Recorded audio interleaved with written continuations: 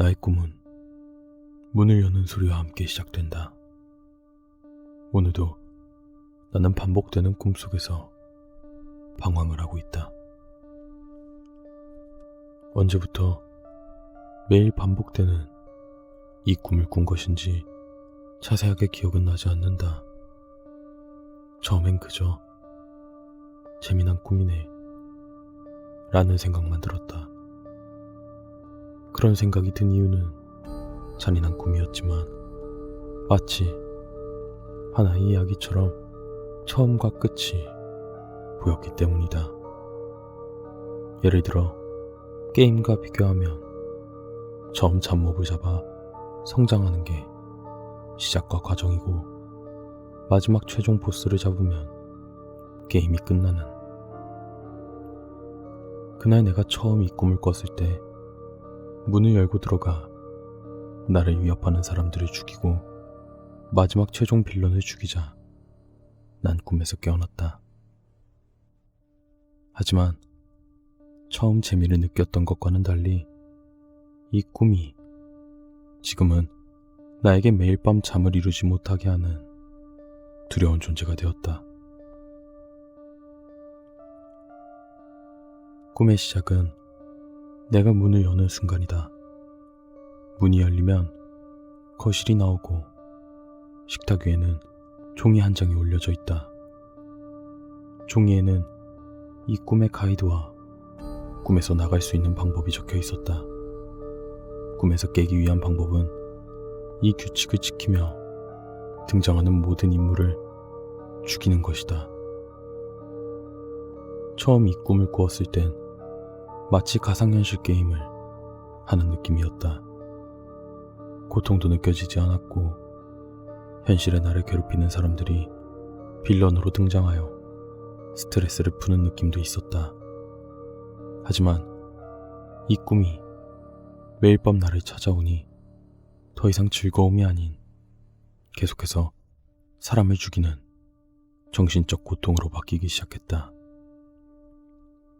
오늘도 평상시처럼 밤이 찾아왔고 잠을 자지 않기 위해 노력했지만 끝내 다시 또 문을 열고 거실로 나왔다.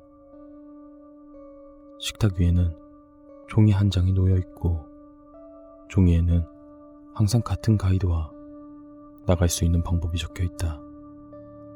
나는 1초라도 더 빨리 꿈에서 깨기 위해서 꿈을 진행시켰다. 1번. 등장하는 인물을 죽이기 위한 무기를 찾아라. 꿈은 잔인하다. 현실에서 나와 관련된 사람들을 등장시킨다. 특히 나를 괴롭히거나 정신적으로 힘들게 만든 사람들을 등장시킨다. 꿈을 계속해서 진행하기 위해 이들을 죽여야 한다. 나는 이 꿈을 빠르게 벗어나고 싶다. 어차피 꿈이니 최대한 빠르고 간편하게 죽일 수 있는 것을 사용한다. 무기의 선택지는 별로 없다. 현실을 거의 그대로 가져다 놓은 느낌이라 칼과 몽둥이, 이 두 개가 그나마 가장 생각하기 쉬운 무기이다. 칼은 죽이기 쉽지만 길이가 짧아서 아주 가까이 가야 한다. 그리고 찌르는 순간 그 느낌은 말로 할 수 없을 만큼 소름 끼친다. 몽둥이는 길이가 길지만 여러 번 내리쳐야 한다. 한 번만에 죽이기에는 사람의 생명력이 생각보다 질기다. 형체를 알아보기 힘들 만큼 후려쳐야 다음 단계로 넘어갈 수 있어서 시간이 오래 걸린다. 사실 나는 계속 이 꿈속에 들어와 이 과정을 반복하니 몽둥이로 기절시킨 뒤 칼로 한 번에 처리한다. 2번. 열쇠 혹은 번호를 찾아라. 대놓고 등장하는 인물들이 있는 반면에 건물에 숨어서 등장하지 않는 인물들도 있다. 꿈속에 나오는 모든 인물들을 제거해야 내가 여기서 벗어날 수 있으니 나는 건물 안에 있는 사람까지 모두 죽여야 한다. 쓸데없이 현실적인 이 꿈은 건물 대부분이 잠겨 있어 열쇠나 번호를 찾아야 한다. 방법은 여러 가지로 구분되어 있다. 등장인물을 죽이고 시체를 뒤져서 열쇠를 찾거나 주변에 있는 힌트를 조합해서 번호를 알아내면 된다. 간단하다 생각되지만 이상하게 꿈에서 깨면 모든 게 생생한데 열쇠의 위치나 건물의 비밀번호 같은 경우는 마치 그 부분만 도려낸 것처럼 아무리 기억을 하려고 해도 기억이 나지 않기 때문이다. 그렇기에 나는 항상 열쇠를 갖고 있는 사람을 죽이고 힌트를 얻기 위해 위험한 상황에도 달려들어야 한다. 3번. 자신 이외에는 누구도 믿지 마라. 꿈 안에는 많은 인물들이 등장한다. 모두 현실에서 실제로 부딪히는 사람들이라 꿈이라는 인식을 하지 못하면 현실로 착각할 수 있을 정도로 사람의 성격, 모습, 행동이 완벽하게 똑같이 나타난다. 나에게 저기를 드러내고 폭력을 사용하거나 폭언을 사용하는 인물들은 그나마 빠르게 판단하여 죽일 수 있었기에 그리 위험성은 크지 않았다. 하지만 이 꿈을 거의 경험하지 못했을 때에는 나에게 도움을 주겠다며 앞에서는 웃으며 다가온 후 뒤에서는 나를 해치려는 인물들도 등장했기에 위험할 수 있는 상황을 많이 겪었었다.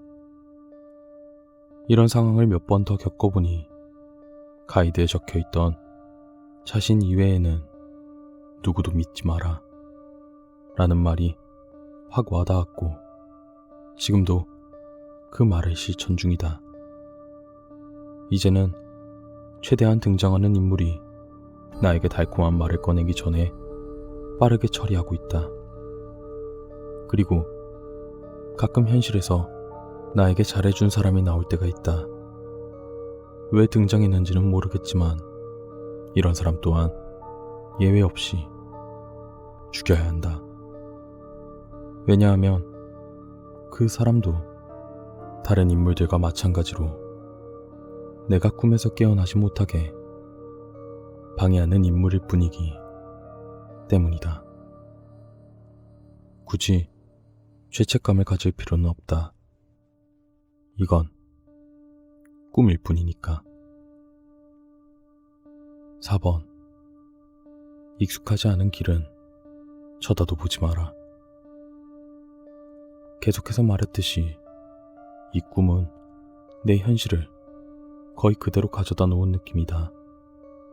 등장하는 인물뿐만 아니라 내가 이동하는 거리, 들어가는 건물까지 현실에서 익숙하게 봤던 것들이 반영되어 있다. 하지만 가끔 현실에서 보지 못한 거리 혹은 건물들이 눈앞에 나타난다. 처음에는 혼란스러워서 가이드에 신경을 쓰지 못해 그냥 보이는 곳으로 가려고 했지만 다행히 들어가려는 순간 4번의 문구가 생각나 발길을 돌렸었다. 호기심에 뭐가 있을지도 궁금했지만 아무리 꿈속이라도 내가 알지 못하는 곳으로 갔다가 만약 길을 잃는다면, 그래서 이 이야기를 끝내지 못한다면 영영 꿈속에서 깨어날 수 없을 거라는 두려움이 생겨 나는 알지 못하는 곳으로는 눈길도 주지 않으려고 한다. 가벼운 호기심에 내 모든 것을 걸 수는 없으니까. 5번. 꿈과 현실을 헷갈리지 마라. 가이드를 지키며 모든 인물을 죽이면 자연스레 꿈에서 깨어난다. 그럼 모든 것이 생생하게 느껴져 기분이 이상하다. 마치 현실에서 내가 누군가를 죽인 것 같은 느낌? 기분이 더럽다. 그냥 꿈일 뿐인데. 아무것도 아닌데. 그리고 똑같은 것을 반복할수록 잔인한 것에 익숙해지고 감정이 사라지는 것 같은 느낌이 든다. 이럴 때마다 나는 종이에 적혀있는 5번 가이드를 항상 생각한다. 꿈과 현실을 헷갈리지 마라. 혼동하면 안 된다. 현실에서는 절대 일어날 수 없는 일이다. 아니, 일어나면 안 되는 일이다. 나는 잠에서 깨면 정신을 차리기 위해 매일 내 자신을 오랜 시간 다독이며 현실로 돌아오는 과정을 겪는다. 오늘도 나의 하루가 시작되었다. 나는 하루를 시작하기 위해 문을 열고 거실로 나갔다. 방금 들어온 속보입니다. 오늘 새벽 2시경 땡땡시 땡땡구 땡땡동에서 6명이 살해되는 끔찍한 살인사건이 발생하였습니다. 피해자들은 모두 같은 회사에 다니는 동료들이며 가해자 또한 그들과 같은 회사에서 일하는 부하 직원으로 알려져 충격을 주고 있습니다. 가해자는 피해자들에게 회사 업무로 폭언과 폭행을 받아왔고 그로 인해 받은 스트레스를 견디지 못하고 피해자들을 찾아가 살인을 저지른 것으로 판단되고 있습니다. 가해자는 그동안의 스트레스로 약을 복용 중이었고 그 약으로 인한 정신적인 분열 증세가 일어나 현재 자신은 꿈속에서 그들을 죽였다. 현실에서는 그들을 죽인 적 없다며 범행을 부인하고 있습니다.